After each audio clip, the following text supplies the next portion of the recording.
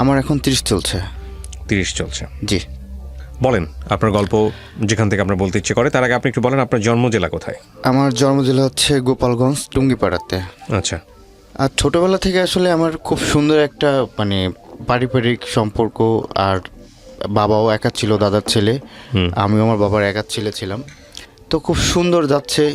আপনার সকালবেলা ভোরবেলা উঠে স্কুলে যাচ্ছি বা মক্তবে যাচ্ছি। দাদা কি করতো, আপনার যে খেজুরের যে চাল দিয়ে গুড় দিয়ে একটা লাড়ু বানাইতো না, জি। পরে ওইটা আর কি আমি খাওয়াইতো বা দাদা কোলে করে নিয়ে বাজারে ঘুরতো। তো হঠাৎ করে আসলে এখান থেকে একটু মানে আমার দাদা মানে একদিন হঠাৎ অসুস্থ হয়ে পড়ে। তা আমরা হচ্ছে একটু এক কোথায় যেন যাচ্ছিলাম, এটা হচ্ছে 98 বা 97 হবে। আচ্ছা। তখন আমার বোন হচ্ছে 3 মাস বয়স। আমার বোনের মানে এই গল্পগুলো আপনার সব শোনা না, আমার প্র্যাকটিক্যালি নিজের দেখা। বয়স কত তখন আপনার? 7 কি 8 বছর। 7 থেকে 8 বছর নিজের চোখে দেখেছেন? জি। বাবা কি করতেন এই সময়তে আপনার? বাবা হচ্ছে ওই সময় দোকানদারি করতো, এখনো করে ওটা। আচ্ছা, ঠিক আছে। তারপর দাদা কি করলো, বড় একটা প্লেটে সকালবেলা আপনার দুধ আর হচ্ছে গুড় দিয়ে কলা দিয়ে ভাত মাখায় খাওয়াই দিল আমাকে। তো আমরা একটু কোথায় যেন যাচ্ছি, যাওয়ার পরে দেখি যে হঠাৎ করে মানে আমার এক চাচা মানে মানে 4 ঘন্টা পরে আমাদেরকে নিতে আসছে। পরে মানে আম্মু জিজ্ঞেস করলো যে কি হয়েছে, কয় না তোমরা এখনই আসো। পরে দাদা আমাদের খাওয়ায় ঘুমাইছিল, ওই ঘুমের থেকে আর উঠেনি, ওইখানেই মারা যায়। তো এখানে মারা যায় মানে আপনার চোখের সামনেই ঘটনা ঘটে? হ্যাঁ হ্যাঁ, হঠাৎ করে। সে 5 ওয়াক্ত নামাজ পড়তো, অনেক লম্বা ছিল, একটা কোনো তার কোনো অসুখ ছিল না, কিচ্ছু ছিল না। মানে ঘুমাইছে, সকালবেলা আমাকে খাওয়া দাওয়া দিয়ে সেও মানে কাজ ছিল না, ওই ঘুমের ভিতরে মারা গেছে। তারপর হচ্ছে দাদা যখন মারাগুলো মাটি দিল, মাটি দেওয়ার পরে একটু একটু করে দেখি যে মা বাবার সাথে একটু ঝগড়া লাগে এটা নিয়ে। একটু জানে যে আমার বাবার নাকি কারোর সাথে সম্পর্ক না কি ছিল। থাকার পরে ওখান থেকে আমার মা রাগ হয়ে চলে আসে। চলে আসলে পরে আমার চাচা, আমার মানে পলিটিক্যাল ফ্যামিলি, তো আমার চাচা ছিল তখনকার আর কি চেয়ারম্যান ছিল ওখানকার, মানে আমার বাবার হচ্ছে চাচার ছেলে, আপন চাচা তো ভাই আর কি। তো উনি আসছে মিটানোর জন্য। আর তারপর পরে আমার মামারা ছিল, বলছে না যেহেতু সে এই কাজ করছে তাকে আর দেওয়া হবে না। জি। যদি সে সংশোধন হইতে পারে একবারে ক্লিয়ার হয়ে, তাহলে সে আসুক, সমস্যা নেই। মানে আমার বাবার কথা বলছে। তো সে সংশোধন করতে পারে নাই, তা সেই মহিলাকে বিয়ে করে জেদের বসতে। ওকে। তো সেখান থেকে আর কি মানে তখন তো একটু একটু বুঝি মানে কে কি বলছে না বলছে। পরে ওখান থেকে চলে আমরা আবার হচ্ছে কি আমার দাদা বাড়ি নানা বাড়ি হচ্ছে আপনার 5 মিনিট ডিস্টেন্স। তো ওখান থেকে চলে আসার পরে আমার মা ওখানে যায় না। তারপরে হচ্ছে আমরা নানা বাড়িতে থাকি। জি।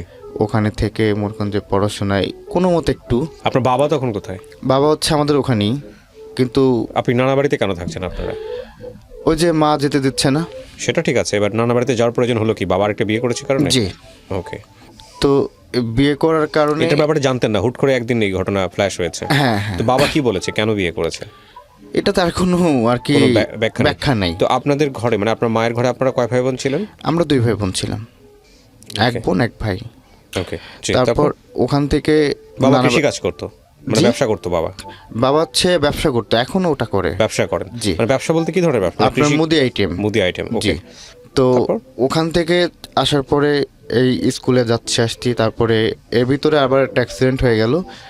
আমার 3 মামা, তো 3 মামার মধ্যে ছোটজন বিয়ে করেনি। আচ্ছা। বিয়ে করেনি, তো ওনার সঙ্গে আর কি আমার মা থাকতো। আচ্ছা। আমার মা, আমার নানু, তখন আমার নানা ছিল না আর কি, আমার নানা মারা গেছে। আচ্ছা। তো ওনার সঙ্গে থাকতে এখন আমার মামা বিয়ে করবে, এখন মেয়ে দেখতেছে এখানে সেখানে। পরে আমার মা আর হচ্ছে আমার যে সবার বড় যে মামা, উনি গেছে দেখে টেকে পছন্দ করে নিয়ে আসছে আমাদের পাশেরই এলাকার একটা মেয়ে। পরে ওনাকে, এটা হচ্ছে 2005-এর ঘটনা। আচ্ছা। তো ওনাকে যখন নিয়ে আসছে বিয়েটা করলো, এর ভিতরে আমার মার সঙ্গে আর মামার সঙ্গে লেগে গেল ঝগড়া টগড়া। মানে নানার বাড়িতে অবস্থা খারাপ? হ্যাঁ, এখানে অবস্থা খারাপ। পরে ওখান থেকে একটু এমন অবস্থা হয়েছে যে মামা আমাদেরকে থাকতে দিবে না, এই অবস্থা। ওকে। পরে ওখানে সবাই ছিল, আমাদের মানে দাদারও মানে চাচারা ছিল, মামারা ছিল, আরও যারা আছে মায়ের চাচাতো ভাই যারা আছে, তারা বলে যে সে তো এই বাড়ির মেয়ে, আর তো সেই জায়গারই বউ, তো Right. তাকে তো এখান থেকে খেদানোর কোনো প্রশ্ন ওঠে না। তোমাকে সে কোলে পিঠে করে মানুষ করছে, হুম আর মা আমাকে ছোটকে বলতেছে। আচ্ছা পরে উনি কান্নাকাটি করলো, মা যেহেতু বের হয়ে গেছে। হুম পরে আমার বড় মামার ঘরে আমরা কয়েকজন থাকলাম প্রায় 3 মাসের মতো। হুম তারপর হচ্ছে উনি কী করলো, ওই কিছু টাকা পয়সা দিল, দেওয়ার পরে ঘরটা তোলার পরে গার্মেন্টসের যে মেশিন, তারপর হচ্ছে মুরগি, এগুলো কিনে টিনে দিল। দেওয়ার পরে আপনার মা একটু স্বাভাবিক হয়, হুম তো এগুলো দিয়ে আমাদেরকে চালাইতো। পরে আমার খালাকে বললো যে আমি পারতেছি না, তাহলে তুমি রুবেলকে নিয়ে যাও। পরে আমার খালা কি বললো যে হ্যাঁ, খালা বললো যে ও তো ছোট মানুষ, কিভাবে থাকবে ঢাকায়। হ্যাঁ, এটা তারপর চলে আসলাম। চলে আসার পরে ভাল লাগতো না, খারাপ লাগতো এটা সেটা। পরে খালা কি করতো, নিজে ভাত খাওয়াই দিত হাতে মাখায়। পরে আপনার মা তখন কোথায়? মা তখন টুঙ্গিপাড়ায়, টুঙ্গিপাড়াতে। আপনি খালার বাসা তখন কোথায়? ধানমন্ডিতে, এখনো ওখানে। মানে আপনি তখন ঢাকাতে চলে আসছেন? জি। আচ্ছা, তারপর? তো আসার পরে খালা বই নিয়ে পড়াইতো, এটা সেটা করতো। তারপরে ওখান থেকে একটু মানে যখন বোঝা শুরু করলাম, বিভিন্ন জায়গায় খালা পাঠাইতো, পরিচিত করতো, সবাইকে বলতো যে এটা আমার ছেলে, যে এ আমার পালক ছেলে, সবাইকে বলতো। তার পরিচিত পলিটিক্যাল যারা ছিল জি, সবাই চিনতো আর কি, এক নামে সবাই আমাকে। আচ্ছা। তো ওই পরিস্থিতিতে আসলে একটা পর্যায়ে আমি নিজের মানে মানুষ দেখে আমাকে শুধু দেখলে সালাম দেয়, হ্যাঁ, ওই এলাকায়। পরে সৎভাবে আমার খালা বললো যে তাহলে এক কাজ কর, দেখ কিছু তোর তো এখন মানুষজন পরিচিত হয়েছে, এলাকায় চিনে, এত বছরের এলাকায়। ফার্স্ট টাইমে হচ্ছে আমার খালা একটা গাড়ি কিনে, তো ওই গাড়িটা মেনটেন্যান্স করতাম আমি একদম ফার্স্টে। এটা হচ্ছে 11তে। তখন আপনি কিসে পড়তেন, কোন ক্লাসে পড়তেন? তখন আমি পড়াশোনা করি না। ছেড়ে দিয়েছেন? জি। কোন ক্লাস পর্যন্ত পড়ে ছেড়ে আমি দিয়েছেন? 8 পর্যন্ত। ওকে, তারপর? তারপর আমি খালা যখন মেনটেন্যান্স করতে দিল, দেওয়ার পরে আস্তে আস্তে করে একটু একটু করে সবার সঙ্গে পরিচিত হলো। এর ভিতরে একটা লোকের মাধ্যমে মিডিয়াতে পরিচিত হলো। তো এফডিসিতে ওখানে আস্তে আস্তে করে একটা আমার ড্রাইভারের মাধ্যমে ড্রাইভারকে বলতাম যে তুমি যেখানে যাবা ডিউটিতে, ওইখানে আর যে গাড়িগুলো থাকবে, ওই গাড়িগুলোর ড্রাইভারের নাম্বারগুলো তুমি সংগ্রহ করবা। মানে কারণটা কি? কারণটা হচ্ছে ওই গাড়িগুলো আমি এনে যাতে ভাড়া দিতে পারি, ডাইরেক্টলি আর কি একটা কোম্পানি খুলতে পারি, রেন্টে কার। মানে রেন্টে কারের বিজনেস করবেন, এই প্ল্যানটা মাথায় হ্যাঁ। ছিল? আচ্ছা। তো আস্তে আস্তে করে একটু একটু করে গোছাচ্ছিলাম। তো গোছাতে এর ভিতরে একটা আমি 11 শেষের দিকে হঠাৎ একটা কাজ হয়। কাজটা হচ্ছে আমাদের পলিটিক্যাল কাজ আর কি। পরে ওই কাজটা হওয়ার পরে বিগ একটা অ্যামাউন্ট পাই। আমার খালা তো খুশি, যাক আমার জীবনের প্রথম একটা, তাও টাকা পাইলো, অনেক বড় একটা টাকা। কত টাকা আনুমানিক? এটা হচ্ছে 11 লাখ টাকা। আচ্ছা। তারপর আমি কি করলাম খুশিতে, এই টাকাটা কিসের ছিল? রেন্টে কারের বিজনেস করেছিল নাকি কোনো পলিটিক্যালি ব্যাপার? পলিটিক্যাল ব্যাপার ছিল। ওকে, জি। পরে আমার খালা তার জন্য কি করলাম, আমি যে গাউসিয়ার থেকে একটা শাড়ি কিনে দিলাম। সে তো পুরো কান্না করে দিছে আমার খালা, শাড়ি দেখে কান্না করে দেওয়ার পর যাই হোক তাকে সালাম করলাম। পরে বললো যে এখন ব্যবসা শিখছো, বুঝো, জানো, তাহলে তুমি এবার একটা গাড়ি কিনে দাও, মানে গাড়ি কিনে দিই, সেটা নিয়ে তুমি ব্যবসা করো নিজের মতো। কেমনি কি করবা না করবা এখন তোমার পথ তুমি দেখবা, আমার যতটুকু করা আমি তোমাকে করে দিলাম। ওকে।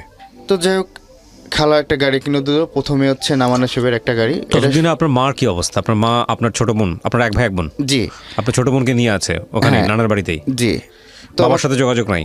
না, আমার সঙ্গে নাই, আমার মার সঙ্গেও নাই, কিন্তু তার সঙ্গে দেখা হইলে আমি কথা বলি না। আচ্ছা, বাবা ওই ছোট ওয়াইফকে নিয়ে সংসার করতেছে? জি। আপনার কোনো খরচ খবরের যোগাযোগ রাখেন না? না, কখনই না। ওকে, তারপর? পরে আপনার গাড়ি কিনলাম, তাও হচ্ছে আমার মার নামে। হ্যাঁ, আমার তখন তো এনএডি কার্ড নেই, এখনও নেই। আমি এনএডি কার্ড রিসেন্টলি করতে দিছি। পরে মাকে এনে গাড়ি টাড়ি কিনলাম। কেনার পরে মা বাড়িতে গেল, যাওয়ার পরে আস্তে আস্তে করে একটু একটু করে শুরু করলাম। প্রায় 7-8 মাস পরে গাড়িটা বিক্রি করে নতুন আরেকটা নিলাম, নিউ শেভার আর কি। ওটা হোল মডেল ছিল। পরে নিউ শেভার একটা গাড়ি নিই। তো ওখান থেকে আসলে এমন একটা পর্যায়ে হয়ে গেছিল যে আমি প্রতিদিনই মানে শুটিং থেকে, হ্যাঁ, ওদের শুক্রবার বা শনিবার আর নর্মাল ডেতে প্রায় 30 থেকে 35 টাকাই লাগতো এক একটা ইউনিটের। 4টা 5টা এরকম, হ্যাঁ, এরকম 5-6টা ইউনিট আমি গাড়ি দিতাম। থেকে শুটিং ইউনিটে দিতেন? জি। এফডিসিতে? জি। এটা হচ্ছে তার ভিতরে এশিয়ান ছিল, এশিয়ান টিভি। ওদের একটা নাটক চলছিল আপনার টিয়া ময়না, ওই নাটকের সঙ্গে আমিও অ্যাড আছি। পরে যাই হোক ওখান থেকে শুরু করলাম ভাই, এমন একটা পর্যায়ে চলে আসছে যে প্রতিদিন আমি অন্য গাড়িগুলোকে দিয়ে যে আপনার 20,000 30,000 টাকা সর্বোচ্চ আমি মানে কমিশন শুধু ইনকাম করছি। মানে যেসব Commission গাড়িকে টা। আপনি ভাড়া দিতেন সেই সব গাড়ির কাছ থেকে 10% কমিশন পাইতেন? হ্যাঁ 10%। 10%। আচ্ছা। নিজেরটা তো বাদই, পরে দেখি যে ব্যাপক টাকা। আর এখানে ঘুম হইতো না, সারা রাত সারা দিন আপনার শুধু ফোনের উপর কথা বলতে হতো। আচ্ছা। গাড়ি কখন গেছে কিনা আপনার ক্লায়েন্টে কমপ্লেন করতো, ড্রাইভারে কমপ্লেন করতো, এত দূর কেন গেছে, এত দূর কেন আসছে, ভাড়া দিতে হবে।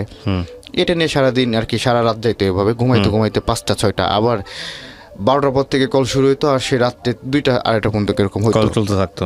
জি, যাই হোক ওখান থেকে খুব সুন্দরভাবে চলছে। তার আগে আমি যেটা নিয়ে আমার গল্প, 2007-এর দিকে জি। তখন আমার খালার বাসায় আমি আপনার বিজনেস শুরু কত সালে? বিজনেস 11-তে। আচ্ছা, আপনি একটু পিছনে ফিরে যাচ্ছেন তাহলে। জি, 2007-এ। হ্যাঁ, তারপর হচ্ছে একটা মেয়ের সঙ্গে, মানে আমার খালার বাসার ঠিক উল্টা সাইডে, আমার খালাদের সাথে সম্পর্ক খুব ভালো। তো ওখানে আমিও যাই, আমার খালার ছেলে রিশাদ ও যায়, পরে একসাথে দুজনে খেলাধুলা করি বা গেম খেলি বা লুডো এই ইত্যাদি খেলা হইতো। তো ওই মেয়েটা আসতো, ওদের আত্মীয় ছিল। তো আসার পরে ওখান থেকে ওর সঙ্গে খুব ভালো একটা সম্পর্ক হয়, ফ্রেন্ডলি। তো এরকম দেখা সাক্ষাৎ, ও দেখি আসতো শুধুমাত্র আপনার শুক্রবারে আসতো, ও পড়াশোনা করতো স্কলাস্টিকায়। তো শুক্রবার আসতো, ওখান থেকে আসার পরে এখন আমাদের যখন একটু ক্লোজ হয়ে গেছে আমরা, তখন ও ক্লাস শেষ করে কী করতো, সরাসরি বাসায় না যে ওইখানে চলে আসতো। যাই হোক ওখান থেকে আসার পরে একটু একটু করে কথা হতো। এখন দেখি আলাদা আলাদা করে আমাকে ডাকছে, যে কেমন যেন একটা থাকে না, কিছু মানে কিছু বলবে বা এরকম একটা এরকম। যাই হোক পরে বলতেছে যে চলো আমরা কোথাও লেকে যাই ঘুরতে। হ্যাঁ, পরে আমার খালার ছেলেকে বলো তানজিৎ চলো যাই, ওরা আবার একসঙ্গে পড়ে। পরে বলে যে তানজিৎ চলো লেকে ঘুরে আসি রুবেলকে নিয়ে। হ্যাঁ, পরে বলো যে তোমরা যাও তাহলে আমি থাকি, তোমরা ঘুরে টুরে আসো। তো আমরা লেকে যেতাম রবীন্দ্র সরোবরে, ওখান থেকে ঘুরে টুরে, তারপর আবার কোচিং ছিল 6টায়, ওখানে কোচিংয়ে চলে যেত। তারপর ওকে কোচিং থেকে বিদায় দেওয়ার পর বাসায় চলে যেত। তারপর লাস্টের দিকে আপনার একটা কী করলো, একদিন হঠাৎ করে, আমি সংকেত দিয়ে বলছি, পরে আমাকে ডাক দিল সন্ধ্যা 7টার দিকে, কোচিং শেষ করে এসে 7টার দিকে। আমি তখন হচ্ছে ইবনে সিনার ওখানে দাঁড়ানো। পরে আমাকে ফোন দিল যে তুমি একটু এদিকে আসো। তো গেলাম, বলছে তোমার সঙ্গে আমার ইমার্জেন্সি কথা। কি কথা, এমন কি কথা? পরে বললো যে আচ্ছা তোমাকে মানে আমাকে তোমার কেমন লাগে? আমি হাসা দিলাম যে এটা কেমন, তুমি ফ্রেন্ড, স্বাভাবিক, মানে ভালো লাগতেই পারে। আর ভালো লাগা খারাপ লাগা কয় না, এ ভালো লাগে ওই ভালো লাগে না, তোমার কাছে কেমন লাগে সেটা বলো। আমি ভালো। যা এটা শুনে চলে গেল। ওর ড্রাইভার আবার এই জিনিসটা দেখছে, দেখার পরে যা ওর মাকে বলছে কিনা জানি না, পরে বলতেছে 3-4 দিন আসা অফ ছিল। আসা অফ থাকার পরে হঠাৎ করে দেখেছিলাম কী হয়েছে, কী সমস্যা, কয় না ড্রাইভার মানে আম্মুকে কি বলছে। পরে আম্মুকে বলছে আমার মানে ওরা হচ্ছে আমাদের স্কুলের ফ্রেন্ড। যাক ওখান থেকে কেটে কুটে গেল। এরপরে কেউ কিছু জানে না ছেনে না, তো দুজনের একটা সম্পর্ক হলো। হওয়ার পরে এখন আর ওই বাসায় আসে না, এখন জাস্ট ফোন দিবে, দেওয়ার পরে ওর সঙ্গে দেখা করতাম। বা ব্রকুলিতে এমন একটা পরিচিত হয়ে গেছিলো ওই রেস্টুরেন্টে, যে আমরা গেলে আমাদের আলাদা একটা জায়গা সেভ করে দিত, আর ওইখানে আপনার 35% আমাদের ডিসকাউন্ট ছিল। ওকে, একটা কার্ডই করে দিছে আলাদা। এখন রেস্টুরেন্টটা নাই, ধানমন্ডির ভিতরে সবচেয়ে পুরনো রেস্টুরেন্ট ব্রকুলার হচ্ছে ভূত।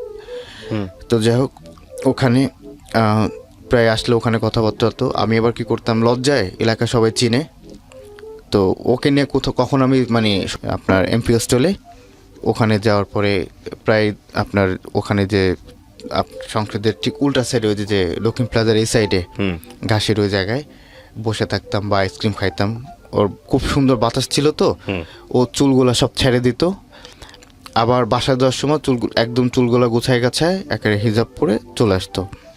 তো এভাবে অনেক দিন ওখানে আর কি হওয়ার পরে হঠাৎ করে একদিন আমার মানে ওর আব্বু, তখন হচ্ছে আমি দোলাইখাল গেছি একটা গাড়ির পার্টস কিনতে। এখন হঠাৎ করে আমার ফোন দিছে, এটা হচ্ছে আমাদের রিলেশনের প্রায় 5 বছর পরে। তার মানে তখন আপনি বিজনেস শুরু করেছেন? হ্যাঁ। ওকে। 5 বছর পরে আমাদের রিলেশনের। হুম তো ফোন দিলে বলতেছে এই তুমি কি করো, কে তুমি, কে কি, হ্যাঁ ডিটেলস আমার নিচ্ছে।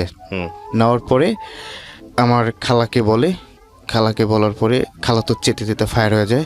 সে খুব রাগী মানুষ, আবার খুব ভালো মানুষ। পরে মামাকে বললো, আমাকে কিচ্ছু বলে নেই, হ্যাঁ চিল্লাচিল্লি করলো।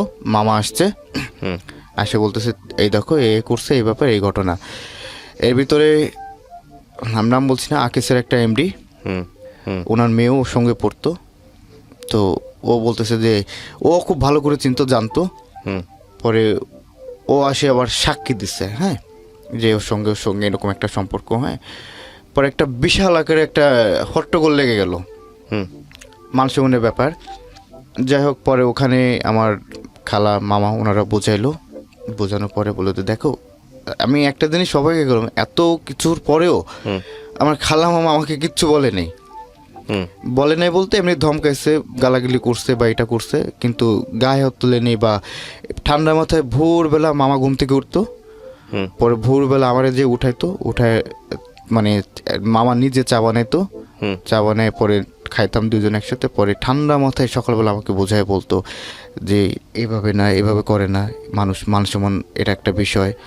তো ওর খালা এখন পলিটিক্সে ঢুকছে, তারপরে ওরা হচ্ছে অন্য দল, মানে একটা দলের ছেলে হয়ে আরেকটা দলের ছেলে, মানে এর সঙ্গে। তারপরে এটা জানাজানি হলে তো খুব খারাপ হবে। পরে বলছে যে তাহলে এটা তুমি এখান থেকে একদম সরে, আমি তোকে রুবেল সত্যি কথা বলছি, একদম সরে তো ভালো হবে। মামা বলল অনেক, আসলে মানে একটা জিনিস তো হঠাৎ করে ভোলা যায় না। এখন কি করব, এখন মামার কথাও ফেলতে পারতেছেন, ওইটাও ফেলতে পারছি না। তো যাই হোক, আমি আমার মতো করে গোপনে, সবাই জানে যে আমার সাথে ওর সাথে কোনো সম্পর্ক নাই। আর ওর ফোন সিজ করার পরে আমি ওকে একটা ফোন দিই, ওর সেই কলেজে যে, ও তখন নওসাদে পড়ে, হুম নওসাদে যে আমি গেটের কাছে দাঁড়ায় থাকি, যাই ওর কাছে একটা ফোন, আপনার হাত ফোন যেটাকে বলে, বা তখন ফার্স্ট টাইম আসছে, হুম ওইটা দিই। দেওয়ার পরে ওইভাবে আস্তে আস্তে কথা হতো।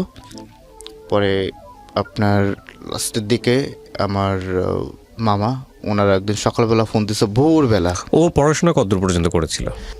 আমার যে গার্লফ্রেন্ড, হুম ও হচ্ছে মাস্টার্স কমপ্লিট করেছে। আপনার এডুকেশন কোয়ালিফিকেশন সম্পর্কে সে জানতো? এভরিথিং, সব কিছু জানতো, জেনেও আপনাকে সে একদম সব কিছু। আচ্ছা। আমি ওর কাছে কোনো কিছু লুকাইনি, ও দেখতেছে, জানতেছে সব কিছু। মানে ওর একটা কথা হচ্ছে কি, তুমি তো মানুষ, আচ্ছা, তুমি তো অন্য কিছু না। এই যে আপনারা যে পার্টি বাইরে বসতেন বা গিফট টিপ দিতেন, এগুলোর এক্সপেন্স কে দিত? ওই দিত না আপনি দিতেন? না, আমিই দিতাম অনেক সময়, আর ফার্স্ট টাইমে ও দিত। আচ্ছা, ওকে। যখন আমি টাকা, বিজনেস করা শুরু করলাম, আয় করা শুরু করলাম, খুব স্বাভাবিকভাবে তখন আপনি, ঠিক হ্যাঁ, আছে, ওকে। তো এগুলো সব আমি খরচ করতাম। এর ভিতরে সিলেট গেলাম, হুম তারপর হচ্ছে কক্সবাজার গেলাম, এটা একদিনে সম্ভব।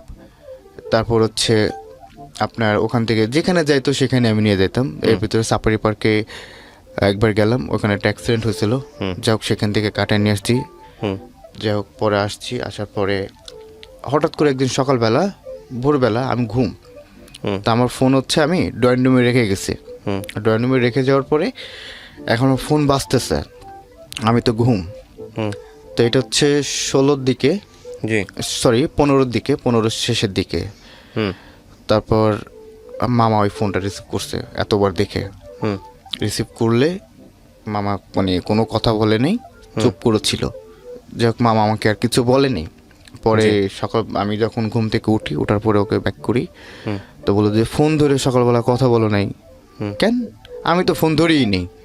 আর মামা কী করছে, সে যে রিসিভ করছে ওই রিসিভ কলটা সে ডিলিট করে দিছে। জি, পরে বললাম তুমি তো ফোনই দাও নাই, এমনি মিস কল আসছে সেটা দেখছি, কিন্তু রিসিভ তো কোনো কল নেই।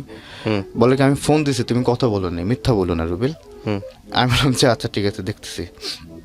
এরপরে আর কয়েকদিন এভাবে হচ্ছে, মামা কিছু বলে না। পরে সকালবেলা আরেকদিন উঠাইছে আমাকে, উঠায় বললো তুই এখনও নিষেধ মানে ওর সঙ্গে কথা বলিস? আমি তখন আর কিচ্ছু, তার কাছে তো মিথ্যা কথা বলতে পারি না। যাই হোক আমি চুপ করে রয়েছি। চুপ করে থাকার পরে বলতেছে তুই এখনও শুদ্ধা, আমাকে বলতেছে বারবার। তো যাই হোক মানে বলতেছে, আমি এক কান্দে নিচ্ছি, আর এক কান্দে আর কি বের করে দিচ্ছি। ওখান থেকে মানে কথাবার্তা বললাম। পরে এর ভিতরে ওর ফ্যামিলিও খুব মানে মারাত্মক আকারে একটা ডিস্টার্ব মানে ঝামেলা করে ফেলে ওর ফ্যামিলি। ওর আব্বু ডাইরেক্ট মামার কাছে আসছে, ওর আব্বু পলিটিক্যাল। মামার কাছে আসলে পরে বলতে দেখেন এই বিষয় এরকম একটা মান সম্মানের ব্যাপার, তো কি করলে কি হবে। পরে বলছে যে দেখেন আপনার মেয়েকে আগে শুধরান, আপনার মেয়েকে আগে শুধরান, যদি সে ঠিক থাকে হ্যাঁ তাহলে আমাদের এখান থেকে ও যাবে না। আর ও ফোন দেয় না, আমি নিজে প্র্যাকটিক্যালি প্রমাণ সব, মানে আমার মামা ওই ঘটনাটা বলতেছে যে আপনার মেয়ে ভোরবেলা ফোন দেয়। যাই হোক ওইটা নিয়ে ওরা বকলো চকলো, ফোন টোন ভেঙে টেটে আস্তে আস্তে ফেলে দিল ওর ফোন, বাসায় নিয়ে সে অপমান হয়ে গেল। পরে ও কী করলো, মানে এখন তো দেখা করার কোনো স্কুপই নাই যে কীভাবে ওর সঙ্গে দেখা করব। ওকে খুব মারধর করে ওই সময়, এত বড় মেয়ে। তারপরে বাবা কী করলো, ওকে বাইরে পাঠিয়ে দিবে, বাইরে পাঠিয়ে দিবে সব ব্যবস্থা করলো। করার পর এই জিনিসগুলো ও আবার জানতো না। পরে যাই হোক এখন তো দেখা করবে আমার সঙ্গে, কিভাবে দেখা করবে। পরে ওই একটা মেয়ের মাধ্যমে, তো যে আর কি বলছিল যে ও সাক্ষী দিয়েছিল, হ্যাঁ জি, উনি বলছে যে তাহলে ওর ওর কথা বলে পরে দেখা করতে আসছে। ওর বাসা আবার ধানমন্ডি 11 নম্বর, হ্যাঁ তাকু মসজিদের ওখানে। পরে ওইখানে আসছে, আসার পরে আমার খালা আবার এটা জানে, খালা জানে। তো বলছে যে এটাই মনে হয় লাস্ট দেখা। পরে আমি কি করলাম, 32-এর যে গোল চক্করটা আছে না এক্সারসাইজের জায়গাটা, জি, ওখানে যে দাঁড়ালাম। বিশ্বাস করবেন না ভাইয়া, ওই তেঁতুল গাছের গোড়ায় আমি দাঁড়ানো, ও সবার সামনে এসে আমার পুরো জড়ায় ধরলো, জড়ায় ধরে হাউমাউ করে কান্না করে দিল। আমার খালা যায়, মানে আমার খালা যে আমার পিছনে আসছে এটা আমি আর দেখিনি। আমার খালা যে ওর একটা দিল চর। কেন আসছো? হ্যাঁ, তারপর আমারও চর দিল একটা। এই জীবনে প্রথম আর কি আমার খালা গায়ে হাত দেয়। তো যাই হোক আমার খালা কিচ্ছু বলে না।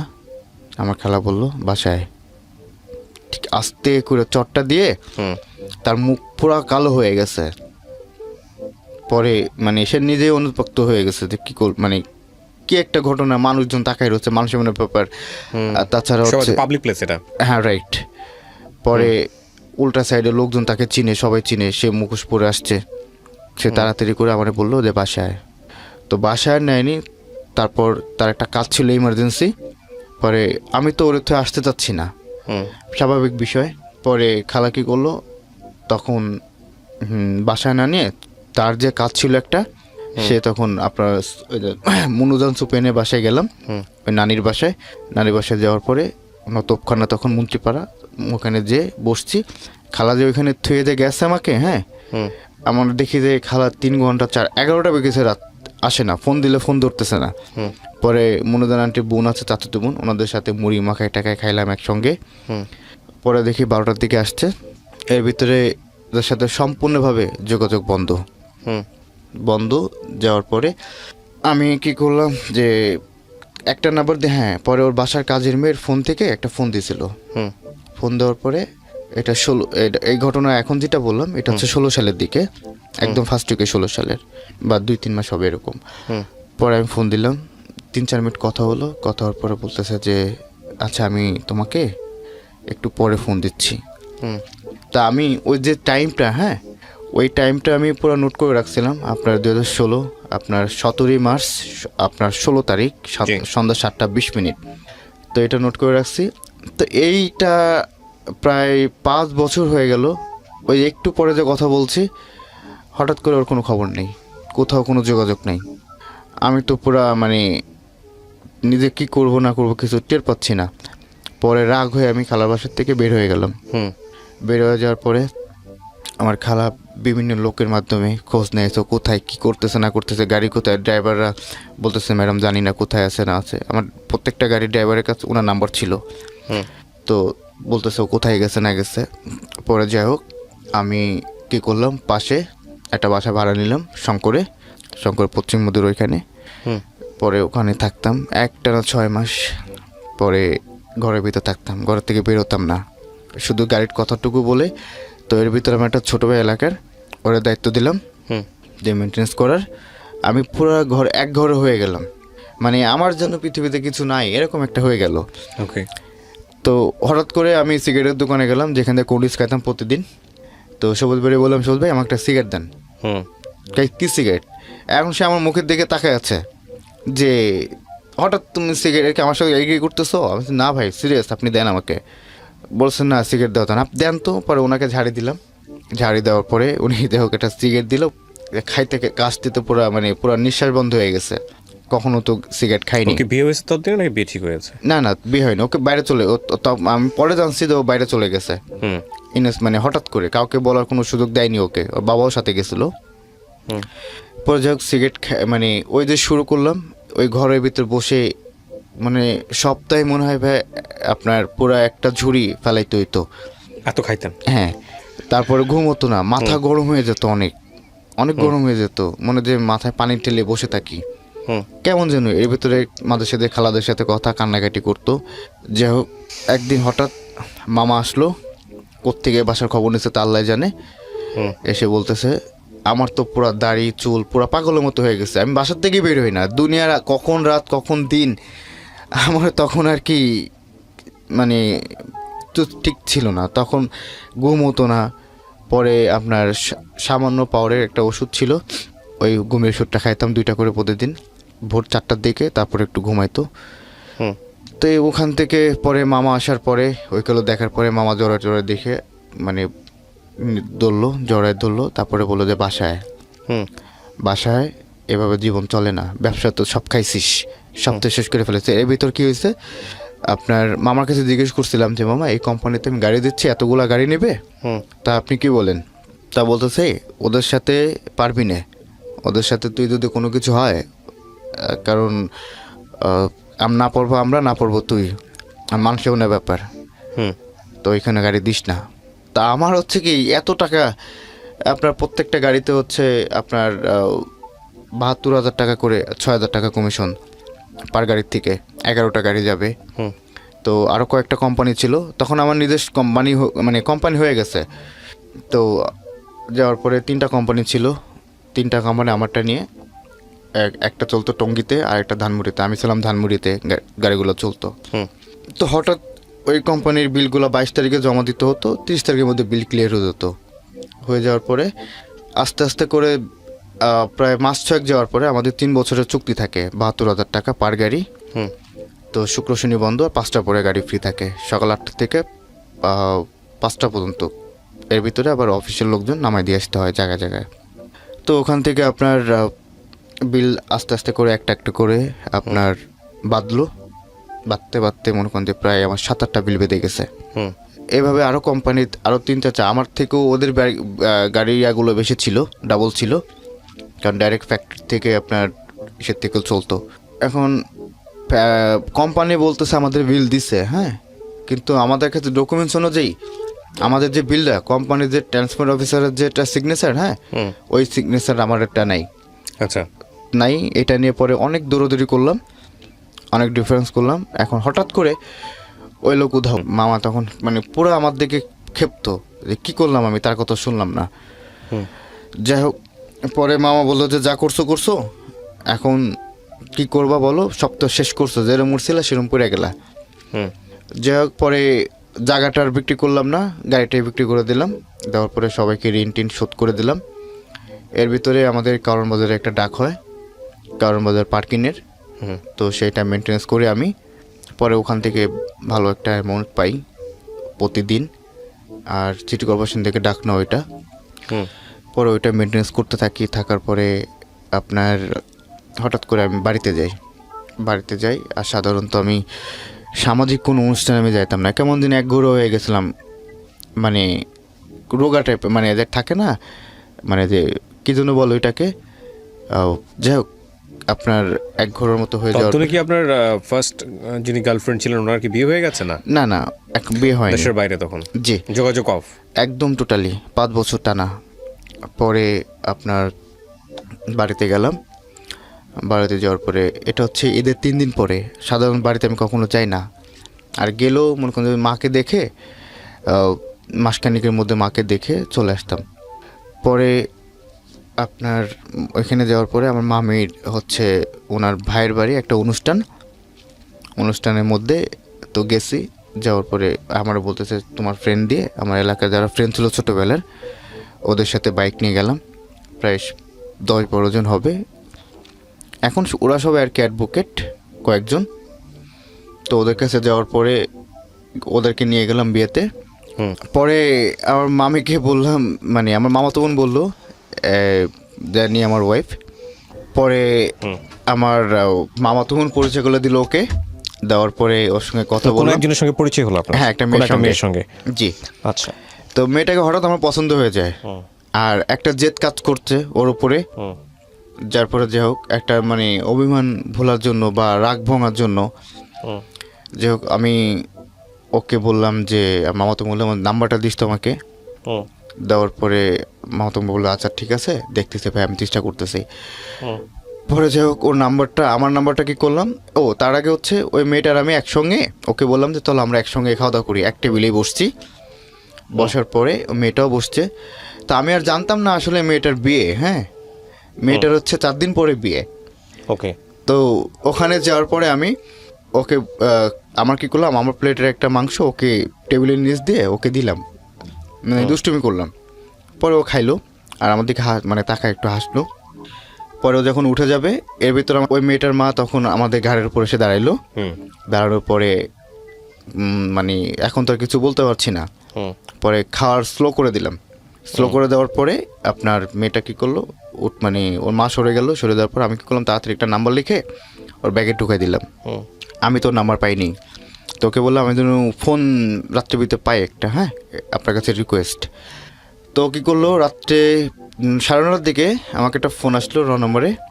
ওই নম্বরে ফোন আসছে, আমি ফোন ধরলাম। ধরার পর বলতেছে যে আপনি কি এই ব্যাপার রুবেল? আপনি হ্যাঁ। পরে আমি ওকে বললাম যে দেখেন, একদম ডাইরেক্টলি বলছি যে দেখেন প্রেম টেম কিছু বুঝি না, পছন্দ হয়েছে, ভাল লাগছে, যদি ভাল লাগে তাহলে আসতে পারেন।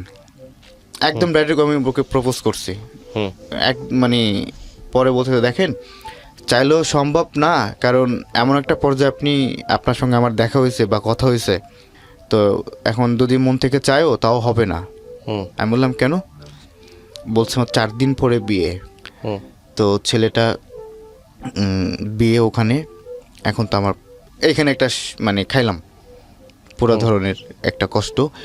তো আমি কী করলাম, রাস্তার আমাদের বাড়িটা হচ্ছে বঙ্গবন্ধু মাজারের গেটে, তো গেট থেকে মোড় আপ ডাউন করছি রাত্রে শুধু। এখন পুলিশ আমার জিজ্ঞেস করছে কী ভাই আপনি এত প্রেশান? আমি না একটা ব্যাপারে এমনি টেনশন হচ্ছে। পরে মেয়ে দেখি সকালবেলা ফোন দিছে ভাই। ফোন দেওয়ার পরে বলতেছে যে আপনি কি আমাকে মানে সুখে শান্তিতে রাখতে পারবেন, আবার মারবেন টারবেন নাকি? মেয়েটাকে চিনতেন আপনি? মেয়েটা আমাদের আত্মীয়। এটা কি আপনি আপনি এই কাজটা করছেন নাকি না চিনেই আপনি? না চিনে দিয়েছেন। জি। তারপর পরে বলতেছে যে আপনি তো মানে ব্যবসা করেন, এইটা করেন। হ্যাঁ করি, বাট এখন নাই কিছু। এখন আছে চাকরির মতো ধরো একজনের কামলা, হ্যাঁ এখন ওইখানে 21,000 টাকা স্যালারি, আর এমনি যেটা পাই তো পাই সেটা আলাদা কথা। তো বললো যে এখন আপনি কি মানে নিয়ে মানে এখনও দ্বিধাবন্ধে আছে, হ্যাঁ কি করবে না করবে। পরে আমাকে বলতেছে যে আচ্ছা ঠিক আছে আপনার কথাই রাখলাম, আমাকে আপনি করে বলছে তখন। পরে ওকে রাত্রেবেলা আনার কথা, এখন তো পসিবলই না কোনো অবস্থায়। একটা মেয়ের বিয়ে ঠিক তাই না, সেখানে তো প্রস্তাবও দেওয়া যাবে না, কারণ তাদের আয়োজন চলছে। পরে রাত্রেবেলা আমি কী করলাম, সন্ধ্যার দিকে আমাদের এলাকার থেকে প্রায় 7 কিলোমিটার হবে এতটুকু ডিস্টেন্স, মানে গোপালগঞ্জ সদরের কাছাকাছি। পরে ওর কাছে ওদের বাড়িতে গেলাম, যাই বলে আন্টি কেমন আছেন, এই তো কী অবস্থা। আমার মানে উনি বুঝে গেছে, মেয়েটার মা বুঝে গেছে ওখানে যে এরকমটা ঘটনা করবে। তো বলতেছে যে এই তোমরা বসো, মিষ্টি দিল, পিঠা এটা খেতে দিল। রাত্রে তখন 9টা বাজে। তো এর ভিতরে ওই মেয়েটা এসে বলছে এই ভাই আপনি কেমন আছেন। ওর মা তো চোখ গরম হয়ে গেছে, কেন আসছে। পরে ওই রাতে আর হয়নি। পরে সারা রাত ওকে পাহারা দিল। পাহারা দেওয়ার পরে সকালবেলা ফোন দিছে ওর চাচাতো বোন যে ভাইয়া আপনি আসেন, লিমার তো বিয়ে হয়ে যাচ্ছে, আপনি আসেন। আচ্ছা ঠিক আছে ওকে। সকালবেলা আমি ঘুম থেকে উঠে আমি ফ্রেন্ডে ফোন দিলাম, এই বাজিত এখনই যাইতে হবে। কোথায়? ওখানে যাইতে হবে। পরে ওখানে যেয়ে আপনার বাইক নিয়ে যে সরাসরি ওদের বাড়ির সামনে থেকে আমি বললাম পিছনে থেকো, মানে একটা আপনার আছে, লেক আছে আমাদের, লেকের ওই মানে ব্রিজটা পার হয়ে লঞ্চঘাটের ব্রিজটা পার হয়ে ওইখানে দাঁড়াও, শহরের সাইডে তো। তো কী করলো, দাঁড়াইলো, আর ওদিকে তো ছোটো ভাই পেছনে দেখা ও কী করছে, একটা দৌড় দিছে। যাই হোক, ওকে নিয়ে চলে আসলাম। এর ভিতরে আপনার আমাদের বাড়িতে খবর নিয়েছে যে আমি ছাড়া কেউ না। যাই হোক, আমার মার কাছে গেছে, চাচার কাছে গেছে, ফার্স্ট টাইম এখানে সেই আমার বাবার কাছে গেছে। আমার বাবা তো কিচ্ছু জানে না, বোঝে না। এর ভিতরে আমার বাবা অনেক যোগাযোগ করার চাইছে আমার কাছে, তা আমি কোনো পাত্তা দিইনি। যাই হোক, পরে নিয়ে আসলাম ডাইরেক্ট ঢাকায় এনে ওকে বিয়ে করলাম। বিয়ে করার পরে একসাথে সংসার চলছে। পরিচয়ের কতদিন পরে বিয়ে করলেন? 4 দিন। মাত্র 4 দিন? জি। একটা ইমেজিং একটা ঘটনা, বাংলা সিনেমা এটা হার মানাবে যে গল্পটা। তো ওকে বিয়ে করলাম, বিয়ে করার পরে সুন্দর মতো চলার পরে ওখানে 2 বছর 2 হলো। তো আমাদের এর ভিতরে বাচ্চা নেওয়ার অনেক চেষ্টা করলাম, তো কোনো সমস্যা মানে কারোর কোনো সমস্যা নেই। তো এই খুব প্রবলেম হচ্ছে। তো ওর আবার জিনের প্রবলেম ছিল। যাই হোক, ফুজুর টুজুর দেখাইলো, ওটা ছাড়াইলো। তারপরে তোর মাঝে সাথে দেখি যে একটু ওর ধমক দিলে ও পুরা ক্ষিপ্ত হয়ে যেত। পরে ওখানে যাওয়ার পরে এর ভিতরে আসলো লকডাউনে এমন একটা অবস্থা হলো। তো প্রথম লকডাউনটা খুব সুন্দর, ব্যবসা বাণিজ্য বা যাই ছিল টুকটাক মতো চলছে আছি। এর ভিতরে মনে করেন আমার মামা, সাইদ মামা, তারপর হচ্ছে ওনারা কী করলো, উনি মানে পলিটিক্যাল যে প্রাণগুলো ছিল ওইগুলো আমি নিজে রিলিভ করলাম সবাইকে, বাসায় ফ্ল্যাটে। কেউ কিন্তু ভাই একটা জিনিস, এই যে লকডাউনে মধ্য শ্রেণীর লোক যারা, হ্যাঁ, এরা বলে না যে আমার লাগবে না। যাই হোক, পরে আমরা দিলাম ওইগুলা। দেওয়ার পরে আমি আবার ওখান থেকে নিয়ে যাওয়ার পরে সুন্দর মতো যাচ্ছে আসছে। মামা বলছে কখন কিছু লাগলে তো আমাকে ফোন দিস। দেওয়ার পরে ওখানে সেকেন্ড টাইম ওখান থেকে উঠে কাটানোর পরে লাস্ট টাইম যে একটা লকডাউন পড়লো না, এই লকডাউনের আগেরটা, জি। তো তার ভিতরে আমাদের কর্মচারী টেন্ডারটা শেষ। তো আমি চেষ্টা করছি গাড়ি কেনার জন্য টাকা গোছায়। তো যাই হোক, ওই টাকাগুলো শুধু খাইছে আর উড়াইছি। মানে আমি একটু মানে কী বলবো, শৌখিন টাইপের, ঘুরতে খুব পছন্দ করি বিভিন্ন জায়গায়। তো তারপরে ওখানে যাওয়ার পরে একটা এমন অবস্থা প্রদর্শন দাঁড়ায় যে আমাদের এখন না আছে চাল, না আছে চুলা। তা প্রিপারেশন নিলাম জায়গা বিক্রি করে দিব। কেন, তখন আপনার বিজনেসের কি অবস্থা? তখন তো আমার কিছুই নেই। ওই যে বললাম, বিজনেসে সব বিক্রি করে শেষ করে ফেলছি। তার ভিতরে 6 মাসে আপনার প্রায় ঘরবন্দি ছিলাম। আচ্ছা। তো বললাম যে গাড়ি বিক্রি করে দিলাম। তারপরে কর্মবাজারের দায়িত্বে। আপনার ওয়াইফ তখন কি করতেছে? ও বাসায় শুধু আপনার সমস্ত কিছু জেনে শুনে আপনাকে বিয়ে করেছে? হ্যাঁ। আপনার আগে সম্পর্কটা জানতো? ওকে আমি পরে বলছি। বিয়ের আগে বলেন নাই? না, পরে বলছে যে যাক। আপনি যখন ওকে বিয়ে করছেন তখন কি আপনি আগের মেয়েটাকে ভুলে গেছেন, নাকি তখনও মনের মধ্যে সে আছে? না, এটা তো আমি ওকে ভুলতে পারিনি। বলতে পারেন নাই? না। তার ভিতরে ওকে ফোন দিতাম, দেখি যে নাম্বার বন্ধ থাকতো। যাই হোক, ওর সঙ্গে খুব ভালো। তো ওর ভিতরে আমার প্রচণ্ড একটা মায়া হয়ে যায় ওই মেয়েটার উপরে, আমার ওয়াইফের উপর। পরে আমার শাশুড়ি আপনার দেখি যে ছেলেরে দিয়ে পাখির মাংস, হাঁসের মাংস, দেশি মোরগ এগুলো পাঠাইতো। তা আমি এবার আমার প্রিয় মানুষ যারা ছিল তাদেরকেও দিতাম, নিজেও খেতাম। দেওয়ার পরে তা আমি এবার এলাকা থেকে কিছু আনলে আমার ঘনিষ্ঠ যারা তাদেরকে আমি পাঠাই দিই। লাস্ট লকডাউনে এমন একটা পজিশন দাঁড়ায় যে ভাই, এমন জায়গা তৈরি হয়েছে আমার যে মানুষের কোথাও আর মানে এমন একটা চাওয়ার মতো মুখ আমার নাই। আর আপনি বড় ব্যবসার থেকে যদি কারোর কাছে মাথা নিচু করে আপনি পারবেন না কিন্তু লজ্জায়। তো ওই পজিশনটা আমার হয়ে গেছিলো, না পারতেছে কাউরে বলতে, না পারতেছে করে মানে বাসা বড় বেঁধে গেছে। পরে আমার ওয়াইফ প্রায় মামা বলল যে এর আগে তো লকডাউনে দেখছি সে, এখন তো তাকে বলতে পারছি না। পরে কি করলাম, আমার ওয়াইফ বললো যে তাহলে আমি বাড়িতে চলে যাই। আমার শাশুড়ি তো প্রথম থেকেই রাগ, একদম আমাদের বিয়ের প্রথম থেকেই। তারপরেও মনে করেন যে একটু ওই টাকা টোকা দিতাম। পরে আমার ওয়াইফ বাড়িতে গেল লকডাউন খোলার আগে, কোনো অবস্থায় পাঠাইলাম। পাঠানোর পর আমিও গেলাম। যাওয়ার পরে আমি ঢাকায় চলে আসলাম, দেখি কি করা যায়। এখন বাসাও ভাড়া না দিয়ে বাসাতে চলে গেছি, এরকম অবস্থা হয়ে গেছিলো আমার। পরে কি করব এখন, না পারতেছে মামার কাছে বলতে, না পারতেছে সইতে, কি করা যাবে এখন। পরে মামা ফোন দিলে বলতাম যে হ্যাঁ ভালো আছি এইটাই, মানে তার কাছে আমি বলতেই পারতেছি না যে কি করে বলবো আমি তার কাছে, এত টাকা দিছে, এত টাকার তারও তো একটা কখন বলে ফেলবে, হ্যাঁ নিজের ভিতরে একটা কেমন যেন লাগতো, মানে অপরাধ কাজ করতো যে কি করলাম, এত টাকা ইনকাম করলাম, তো এই টাকাগুলা যদি সে শুনে, তা আমি আবার বাইরে কয় টাকা খরচ করতাম, বাসায় বসে মামা বলে দিত, আমি সিগারেট খাইতাম, মামা বলতো আজকে কয়টা আপেল খাইছো, লম্বা লম্বা আপেল, আমি হাসতাম, যাও সে জানতো। বলার পরে এখন তো আমার কোনো উপায় নেই। পরে একদিন মামার কাছে বললাম যে মামা আমার তো মানে কোনো টাকা টুকু নাই কাছে। বললো যে কেন, কারণ বাজার থেকে প্রায় 12 লাখ টাকা তুই নিছিস, তো সেই টাকা কি করছিস। পরে বললাম যে মামা জায়গা কিনছিলাম, কিছু টাকা বাকি ছিল ওইখানে দিছি। আচ্ছা বুঝলাম, তা বাকি টাকা বউ নিয়ে খাইছিস আর উড়াইছিস। যাই হোক গেল, ফোনটা কেটে দিল ধমক দিয়ে। মানে তখন আসলে আলটিমেটলি হেল্প করার মতো কেউ আর আশেপাশে নাই না, ধীরে ধীরে আমার আস্তে মাও আস্তে আমাকে দিবে না, মার কাছে হয়ে যাচ্ছে। হ্যাঁ পরে মাও আমাকে দিবে না, কারণ মার সঙ্গে সারাক্ষণ যোগাযোগ হচ্ছে, আমার খালার সঙ্গে। আমার খালার মা হচ্ছে বান্ধবী, একসাথে পড়াশোনা করতো। পরে মা বলতেছে দেওয়ার দরকার নাই, আমার বড় মামা বলতেছে ওরা কেউ টাকা দিবেন না।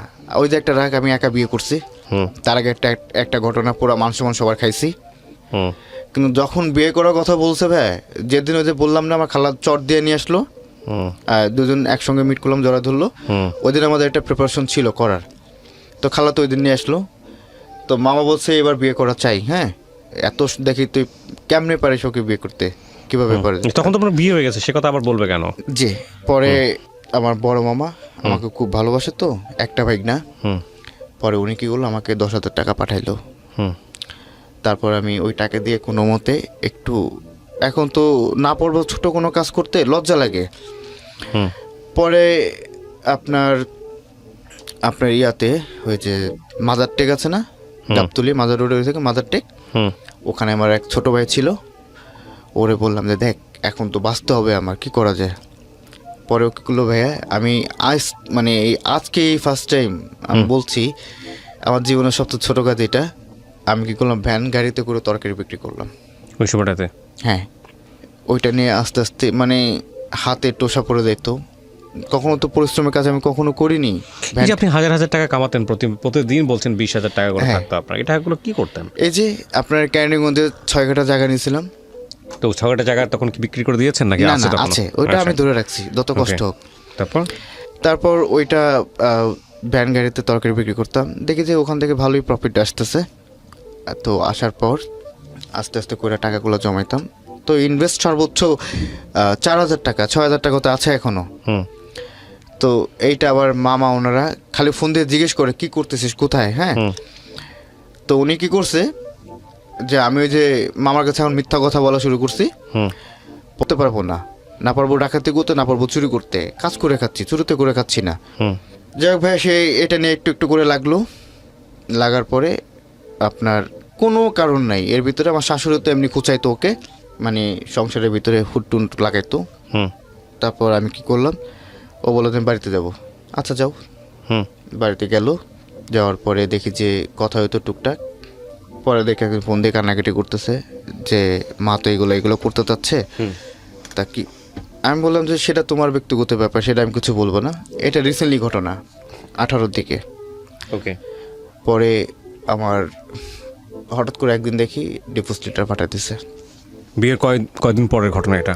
এটা হচ্ছে বিয়ের 3.5 বছর। 3.5 বছর পরে, আচ্ছা। তারপর পাঠিয়ে দিছে, তা আমি ওটা অ্যাকসেপ্ট করিনি। ওইটা পাঠিয়ে দেওয়ার পরে এখন অ্যাকসেপ্ট না করলেও তো 3 মাস পরে ওইটা থাকবে না, কোনো সম্পর্ক বিচ্ছিন্ন হয়ে যাবে, মেয়ের পক্ষ থেকে হয়ে যাবে। যাই হোক ওটা গেল, বাড়িতে গেলাম ভাইয়া, যাওয়ার পরে আমি ওদের বাড়িতে গেলাম, কথাবার্তা দেখি যে আমাকে ব্যাপক ধরনের অপমান।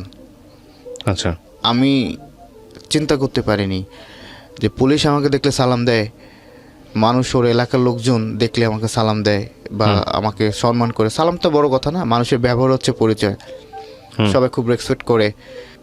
তোর বাড়ির চাচি বা আর যারা ছিল, আমি দেখলাম ও শুয়ে আছে, আমার ওয়াইফ, হ্যাঁ। আমি যে গেছি ওখানে, কোনো রেসপন্সই নাই ওর, যে আমি ওখানে, ওর হাজব্যান্ড এখানে, এত বছর সংসার করলাম একসঙ্গে এতদিন, আমি নিজেরা তোকে খাওয়াই দিতাম এক সময়, ওকেও খুব মানে ওর প্রতি আমার খুব একটা মায়া হয়ে গেছিলো, মানে 2 মায়া জড়াই গেছিলাম এমন একটা। তো যাই হোক, ব্যাপক ধরনের ভাই, আমার শ্বশুর আরেকদিকে ছিল, আমার শাশুড়ি, আমার শালা যে আর কি এই পাখি মেরে আমাকে খাওয়াইতো, সেই শালা বলতে তুই মুই করে আবি দিবি, ভ্যানালা তরকারিওয়ালা, হ্যাঁ এইসব করে মানে ব্যাপক ধরনের একটাই করে। রাগ হয়ে ভাইয়া কী করলাম, আমি সহ্য করতে পারলাম না। পরে আমি কি করলাম, পরে 3 পাতা ওষুধ খাইলাম। সুইসাইড করবেন? হ্যাঁ, খায়া পায়ে পুরা ঘুমাইছে, আমি কেউ কিছু বলি না। আমার একটা ফ্রেন্ড ছিল রানা, আর একটা বান্ধবী ছিল, ওরে বললাম যে আমি যদি মরি, হ্যাঁ আমার মরাতে কারোর কোনো দায়িত্বই নেই, আর যদি কোনো কিছু তোদের কাছে, তোদের সাথে সারা জীবন, আর আমার মামা খালারে বলিস, তাদের সাথে বেয়াদবি করে থাকলে মাফ করে দিতে বলিস। খাইলাম ভাইয়া, খাওয়ার পরে আমি ইয়াতে চলে গেছি, মানে খাইছি হচ্ছে বাড়িতে বসে না, আমাদের এলাকায় একটা পার্ক আছে গোপালগঞ্জে, আপনার ইকো পার্ক, ওইখানে খুব সুন্দর এক একটা পরিবেশ করা, ওইখানে আমার পরিচিত জায়গা। আমি বিভিন্ন সময় গেলে ওখানেই ঘুরে আসি, আমি নিজের লোক ওখানে। পরে ওইখানে বসে খাইলাম, খাওয়ার পরে এর ভিতরে আমার দাদা ছিল একটা, প্রকাশ দা, উনিও আমার সঙ্গে ছিল, কিন্তু উনি সঙ্গে থেকে আমার টের পায় না, বুঝে নেয়। পরে দেখতেছে আমার মুখ থেকে নালা বেরোচ্ছে, উনার বললো আর কি। পরে উনি এটা বুঝে উনি সাথে সাথে কী করলো, আমার গায়ে প্রচুর পরিমাণ আঘাত দিতে থাকলো, যাতে আমি সেন্সলেস না হই বা ব্লাডে কাজ করে এরকমভাবে আমার পায়ের তারায় পিটাইতে থাকলো, এটা করতে থাকলো। পরে আপনার তেঁতুল গোলায় আমাকে নাকি খাওয়াইছে, তারপরে আরও যত ধরনের টক ছিল। পরে যে আরেকটা স্যালাইন নাকি কি বলে, ওই স্যালাইনটা দিছে। দেওয়ার পরে আমার বাড়ির সবাইকে খবর দিছে, তারা চলে আসছে পুরো গাড়িটা নিয়ে, একেবারে মনে করে যে এত মানুষ আমি দেখিনি। তো চিন্তা করলাম যে তাহলে মানুষ আমাকে এত ভালোবাসে এখনও, তাহলে এত বড় বিপদে আমার কেউ আসলো না। যাই হোক, পরে আমি ওখান থেকে আসার পরে আমি নাকি হাতে স্যালাইন দিতে, স্যালাইন ট্যালাইন সব খুলে ফেলছি, আমি কিচ্ছু বলতে পারি না, আমি নাকি এগুলো করছি। তারপরে সেন্স ফিরছে 3 দিন পরে, কিন্তু আমি যে একটা মানুষ, হ্যাঁ আমার কাছে আমি নাকি পাগলের মতো উল্টা পাল্টা অনেক কিছু বলছি। তো বলার পরে সবাই মানে ভাবতেছে কি রে, পাগল হয়ে গেল নাকি, মানে আমি যে সেন্স ফিরছে আমি নিজে বলতে পারি না। তো ওই দিনে কোনো ঘটনা আমার মনে নেই, জাস্ট একটা ঘটনাই মনে আছে, যে আমার মা আমাকে খাবার খাওয়াই দিচ্ছে রাত্রেবেলা। তো ওই টাইমটাতে মানে একটু রাত্রেবেলা কথাটা, পরে আমি নাকি সবার সামনে সিগারেটও খাইছি ভাই, সবাই তো পুরা মানে হতভঙ্গ। খাওয়ার পরে এখন ওইখান থেকে একটু সুস্থ হইলাম, স্বাভাবিক হইলাম। একটানা নাকি আমি 4-5 দিন খালি ঘুমাচ্ছি, শুধু ঘুমাচ্ছি ওখানে। যাই হোক, স্বাভাবিক হইলাম, হওয়ার পরে আমি ঢাকা চলে আসলাম। ঢাকায় চলে আসতে একা ছাড়ে নাই, 3 মামাও ছিল। একদম ডাইরেক্ট সাইদুমার কথা যে ওকে তোরা সঙ্গে করে নিয়ে। তো চলে আসলাম, চলে এসে আস্তে আস্তে করে সেই সাবেক জায়গায় মামা ঠিকঠাক করে দিল। তো বললো যে জীবনে কষ্ট কি জিনিস, জীবনে যে এত টাকা উড়াইছিস, এইখানে গেছিস এইখানে গেছিস, টাকা মনে করে সবসময় লাখ টাকা পকেটে নিয়ে ঘুরে বেড়াচ্ছিস, টাকার মানে মজাটা কি বুঝছিস? তো মামা আমাকে ধরে ধরে পুরা মানে কান্না করে দিল সবার সামনে। আমার 3 মামাও ছিল, উনি কিন্তু আমার আপন মামা না। কান্না করে দিল, আমিও কান্না করলাম। কান্না করার পরে বললো যে যা শুরু কর, আবার আগের মতো ব্যবসা শুরু কর, কিন্তু এবার আমি যা বলবো সেই অনুযায়ী চলতে হবে, আমার বাইরে যেতে পারবে না তুমি। যাই হোক, ওনার কথা মতো এখন পর্যন্ত। ডিভোর্স হয়েছে আপনার কত সালে? ডিভোর্স হচ্ছে আপনার এই যে 19 সাল প্রথম দিকে। এরপরে কি আপনার আগের যে সম্পর্ক ছিল যে মেয়েটি, তার সঙ্গে আপনার কথা হয়েছে বা সে কি এসছে, সে কি জানে আপনার জীবন সম্পর্কে? সে জানছে, সে নাকি আমার খবর নিচ্ছে আরেকজনের কাছ থেকে, ওই মেয়েটার কাছ থেকে, যে আমি নাকি বিয়ে করছি। তো সেটা নিয়ে নাকি সে ব্যাপক ধরনের আঘাত পায়। তা আমার কথা হচ্ছে, তুমি যে কোথায় গেছো বা কোনো জায়গায় যাবা, এতদিন খবর নাই, অ্যাটলিস্ট আমাকে তো বলে দেওয়া উচিত ছিল। আমি আছি বা কোথাও আছি বা কোন জায়গায়। ঠিক আছে, আপনার যুক্তি, আপনার জায়গাতে অবশ্যই লজিক আছে, তো আমি তার ওকে জায়গা দোষ থেকে দিব লজিক না। আছে না, আর- ডেফিনেটলি দোষ গুণের প্রশ্ন ইটস আ ফ্যাক্ট, এটা আপনার লাইফের ঘটনাগুলো, এগুলো এভাবে ঘটেছে। তো এই ঘটনাগুলো আপনি বর্তমানে কি করছেন? এখনো কি রেন্টে কারের বিজনেস করছেন?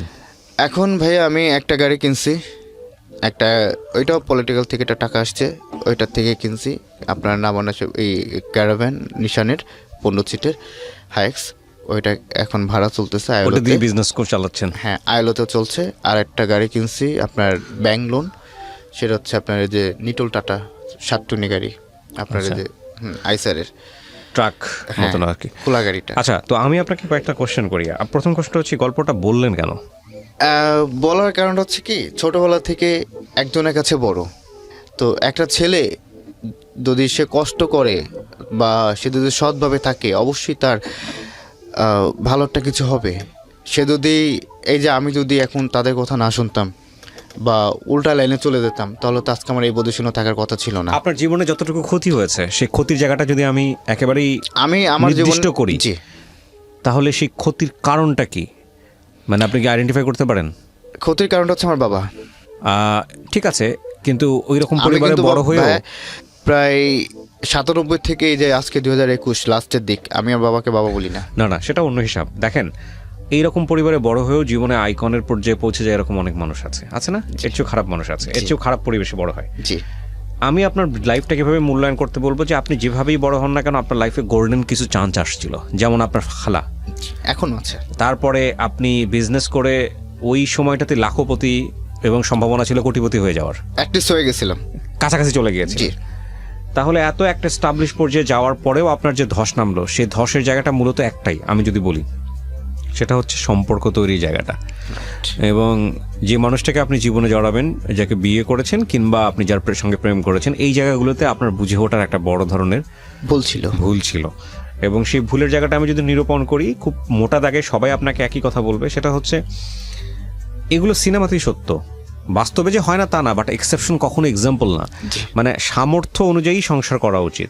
আপনি যে স্ট্যাটাসে ছিলেন, সেই স্ট্যাটাস থেকে এই মেয়েটিকে যদি আপনি আপনার জীবনে নিতেন, তাহলে ডেফিনেটলি হয়তো সাময়িক সুখী হতেন, কিন্তু তার পরিবারের সঙ্গে মেশা, তার আত্মীয় স্বজনদের সঙ্গে মেশা, এগুলোতে কখনোই ইজি হতে পারতেন না, প্রতি মুহূর্তে ধাক্কা খাইতেন। জি, সো সেটা অনেক ডিফিকাল্ট একটা ব্যাপার ছিল। সেই অসম প্রেমটা, এবং অসম প্রেমের ব্যাপারটা হচ্ছে কি, এগুলো আবার যখন সম্পর্কে জড়ায় যায়, তখন অন্যান্য সম্পর্কের চাইতে এগুলোতে আবেগ আরো বেশি থাকে, কারণ এখানে বাধা থাকে, যেখানে বাধা থাকে সেখানে প্রেমের আবেগ অনেক বেশি থাকে। জি, তো আপনার ক্ষেত্রে সেটা হয়েছে।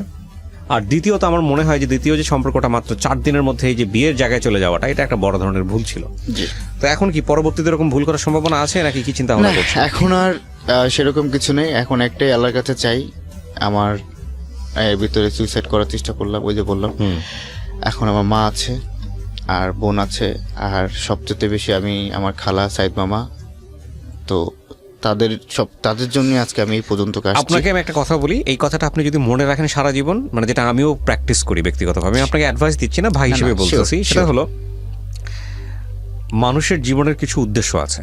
হ্যাঁ, আপনি যদি বিলিভার হন, বিলিভার বলতে যেটা বোঝাচ্ছে, আপনি যদি ধার্মিক হন, আপনি যদি সৃষ্টিতে বিশ্বাস করেন যে না একজন সৃষ্টিকর্তা আছেন, আপনি যে ধর্মের অনুসারী হন না কেন, তাহলে সেই ধর্মকর্ম করাটা, এটা হচ্ছে উত্তম পথ। নাম্বার 1, আপনি জীবনের অনেক উদ্দেশ্য খুঁজে পাবেন। নাম্বার 2, সেটা হচ্ছে আপনি যেই পরিবারেই বড় হন না কেন, যেভাবেই বড় হন না কেন, আপনার কিছু প্রিয় মানুষ আছে, এবং সেটা যে মানুষের ধর্ম আছে তারও আছে, যে মানুষের ধর্ম নাই তারও আছে। খুব স্বাভাবিকভাবে মানুষের ক্ষুদ্রতম ইউনিট হচ্ছে তার পরিবার, এবং সবচাইতে ইম্পর্টেন্ট ইউনিট হচ্ছে তার পরিবার। তো আপনি জীবনে খুব ঠান্ডা মাথায় চিন্তা করে দেখবেন যে আপনি জীবনে কয়টা মানুষকে সুখী করতে চান। একটা হচ্ছে নিজেকে যদি আপনি সুখী করতে চান, তাহলে এটাই সবচেয়ে বেস্ট ওয়ে যে আপনাকে কাউকে না কাউকে সুখী করতে হবে, সবচাইতে বেস্ট ওয়ে। মানে আপনি নিজে যদি কাউকে, আপনি যদি বলেন যে আমি সুখী হব, আমি হ্যাপি হব, তাহলে এই হ্যাপি হওয়ার সর্বোত্তম রাস্তা হচ্ছে আপনি যাদেরকে খুব পছন্দ করেন, যারা আপনার সবচেয়ে প্রিয় মানুষ, তাদেরকে হ্যাপি করা। এর চাইতে বেস্ট ওয়ে নাই। হ্যাঁ, তাহলে আপনাকে চোখ বন্ধ করে চিন্তা করতে হবে আপনার জীবনের সবচেয়ে গুরুত্বপূর্ণ মানুষ কারা। সেটা হতে পারে আপনার মা, সেটা হতে পারে আপনার খালা, সেটা হতে পারে আপনার ছোট বোন। হ্যাঁ, এই যে মানুষগুলো, সেগুলোকে আইডেন্টিফাই করতে হবে। আইডেন্টিফাই করে আপনার জীবনের লক্ষ্যটা ঠিক করতে হবে যে এই মানুষগুলো কি করলে, এই মানুষগুলোর জন্য কি করলে এই মানুষগুলো খুশি হবে। আমি কি বুঝাতে পারছি আপনাকে? তখন আপনি ওই কাজগুলো করবেন। হ্যাঁ, দেখবেন জীবনটা অনেক অনেক বেশি সহজ হয়ে গেছে। এই মানুষগুলো কি করলে অখুশি হবে, এই মানুষগুলো কি করলে খুশি হবে, মেক দেম হ্যাপি, তাদেরকে আপনি হ্যাপি করেন, আপনি দেখবেন অটোমেটিক্যালি আপনিও অনেক বেশি সুখী হয়ে গেছেন। ঠিক আছে? আর সম্পর্কের জায়গাটা থেকে এটা সবসময় ভাইস ভার্সা, যেটা হচ্ছে যে আপনি আসলে কখনোই নির্দিষ্ট করে বলতে পারবেন না যে আপনার জীবনে এমন কোনো মানুষ আসবে যেই মানুষটা আপনার জীবনটাকে গড়ে দিবে বা যেই মানুষটাকে আপনাকে অনেক সুখে রাখবে, কারণ আপনার মতো করে আপনি যাকে নিয়ে আসতেছেন সেও এইভাবে চিন্তা করতেছে। এটা ভাইস ভার্সা, এটা দ্বিপাক্ষিক, এটা একপাক্ষিক না। হ্যাঁ, তো সেই জায়গাটা থেকে আমার মনে হয় যে আপনি বরং এভাবে চিন্তা করতে পারেন যে আপনি যে মানুষটাকে আপনার জীবনে নিচ্ছেন তার প্রতি আপনার একটা বিশাল দায়িত্ব আছে, আপনি তাকে হ্যাপি করার চেষ্টা করবেন, শুধু এক্সপেক্ট করবেন সৃষ্টিকর্তার কাছে, আল্লাহ আমি যে তাকে হ্যাপি করার চেষ্টা করছি সেটা যেন সে বোঝে, তাহলে তার ভিতরে মানবিকতার গুণ থাকলে সেও একসময় আপনাকে হ্যাপি করার চেষ্টা করবে।